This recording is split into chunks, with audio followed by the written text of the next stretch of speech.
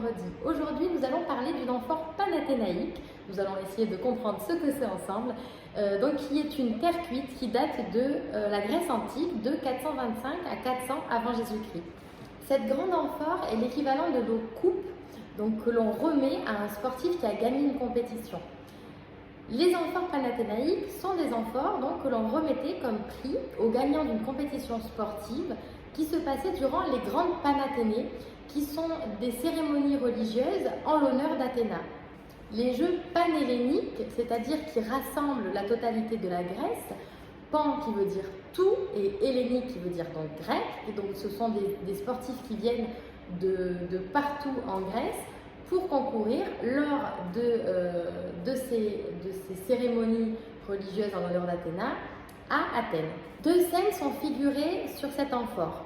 L'une que l'on voit ici, où l'on voit la représentation d'une épreuve de course à pied. On voit donc trois hommes en train de courir de manière un petit peu stylisée.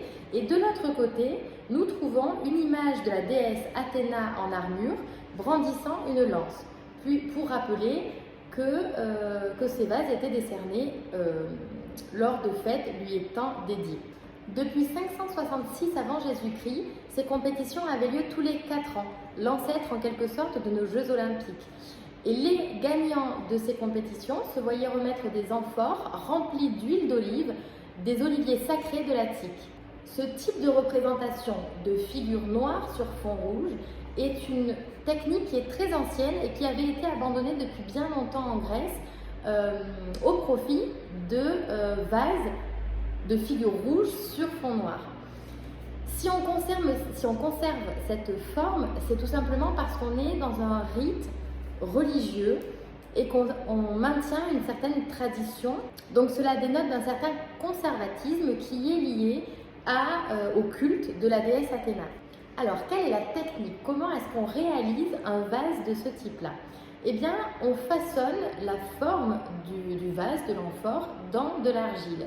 Et puis, on va venir ajouter au pinceau par-dessus une couche d'argile délayée qui prend la forme de la figure que l'on souhaite voir apparaître en noir après cuisson.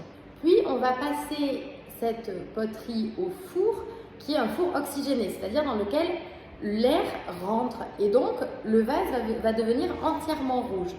Puis on va boucher l'arrivée d'air, le vase va noircir et lorsqu'on remettra l'air dans le four, les parties qui n'étaient pas préparées avec cette couche d'argile délayée vont rerougir, tandis que les autres resteront noirs. Le noir aura été emprisonné sous la couche un petit peu vitrifiée.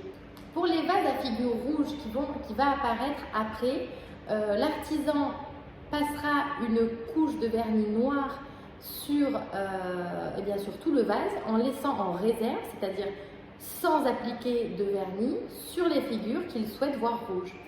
Et voilà, cet épisode est déjà terminé. Je vous souhaite une très bonne semaine et vous dis à la semaine prochaine pour un prochain épisode.